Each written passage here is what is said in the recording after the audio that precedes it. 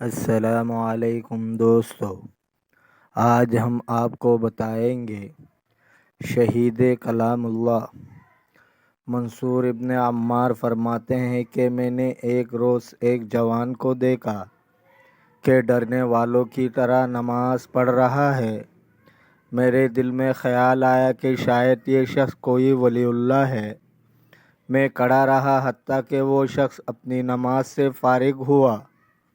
میں نے اسے سلام کیا، اس نے جواب دیا۔ میں نے اس سے کہا، کیا تو نہیں جانتا کہ دوزخ میں ایک وادی ہے جس کا نام لظیٰ ہے، جو کال اتار دے گی، اس شخص کو بلائے گی جس نے پیٹھ پھیری ہوگی اور بے رخی کی ہوگی اور جمع کیا ہوگا، پھر اس کو اٹھا رکھا ہوگا۔ یہ سن کر اس نے ایک چیخ ماری اور بے ہوش ہو گیا۔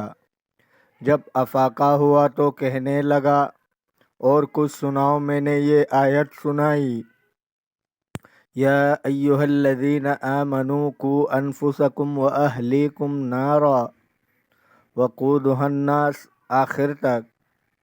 اے ایمان والو، اپنے نفس کو اور اپنے اہل عیال کو نار سے بچاؤ، جس کا ایندھن آدمی اور پتھر ہے، اس پر سخت شدید فرشتے مقرر ہے، وہ اللہ کی نافرمانی نہیں کرتے اور جو حکم ہوتا ہے بجا لاتے ہیں۔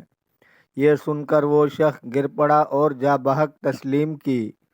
میں نے اس کا سینہ کھول کر دیکھا تو اس کے سینے پر قلم قدرت سے لکھا ہوا تھا، فَهُوَ فِي عِیشَةٍ رَاضِیَةٍ فِی جَنَّةٍ عَالیَةٍ قُطُوفُہَا دَانِیَةٌ، یعنی وہ عیش پسندیدہ میں رہے گا، اعلیٰ درجہ جنت میں جن کے ثمرات قریب ہیں۔ جب تیسری رات ہوئی تو میں نے اس کو خواب میں دیکھا کہ وہ تخت پر رونق افروز ہے اور اس کے سر پر تاج رکھا ہوا ہے۔ میں نے دریافت کیا کہ حق تعالیٰ نے تیرے ساتھ کیا کیا؟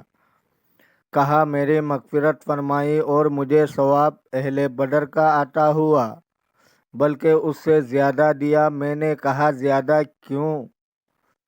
کہا، اس وجہ سے کہ وہ کفار کی تلوار سے شہید ہوئے اور میں اللہ کی کلام سے شہید ہوا۔